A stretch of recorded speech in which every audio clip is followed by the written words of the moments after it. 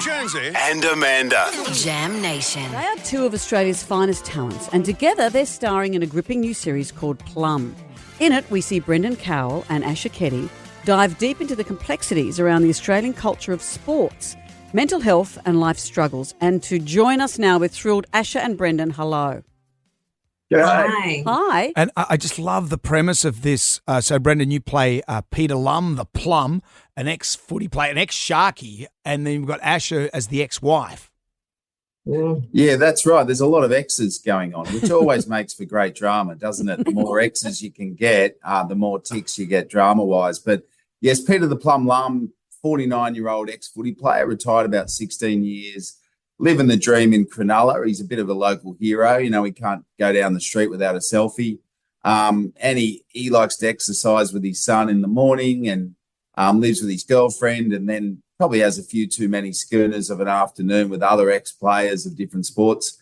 And he works at the airport, dragging the planes out. And then one day he has a seizure at the airport as a result of the hundreds of concussions he took on the field, finds out he's got a brain injury. And then if he doesn't change up his life, he could be in deep water. But the thing is, he's got this ingrained never take a backward step from his dad.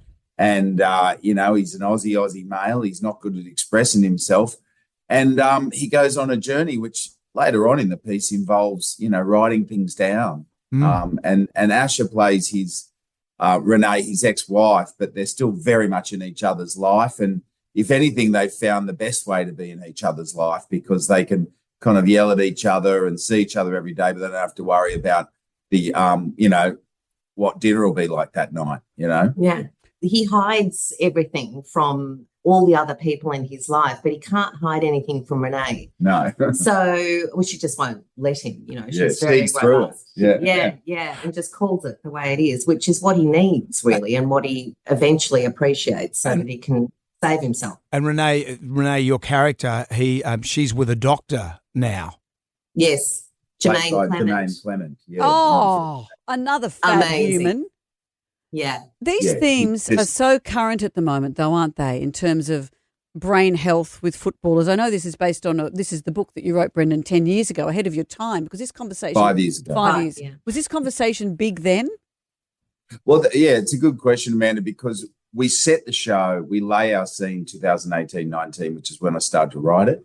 During the beginning of the pandemic, I wrote it in my basement flat in Notting Hill. And it was when the media was shifting their attitudes from, it's contact sport, shut up. If you don't want to play it, go and do ballet, to, hang on, I think players' lives are more important than making the semi-finals. Guys were getting medically retired. Your boy Cordner's, Wally Lewis was coming out and going, I think I've got it. And suddenly there was a doctor in the bunker and there was HIAs and there's protocols. So we lay our scene at the shifting attitude, don't we? And her husband is a great kind of information device in the show because he's like, do you realise if he doesn't do something about this, could be dementia or death? And so there's these real kind of stakes in the show that Peter Lum, kind of like the codes have to get the information, so does Peter Lum, that Shakespearean notion. Wow, very, very powerful. And Asha, I just love every single thing that you're in. Fake was the most extraordinary recent program a brilliant thing. I loved it, and I love all your outfits in it. Who's Renee in Plum? How are you picturing her outfits? Oh, it was quite fun developing Renee and the way she looks and the persona she wants to convey, I guess.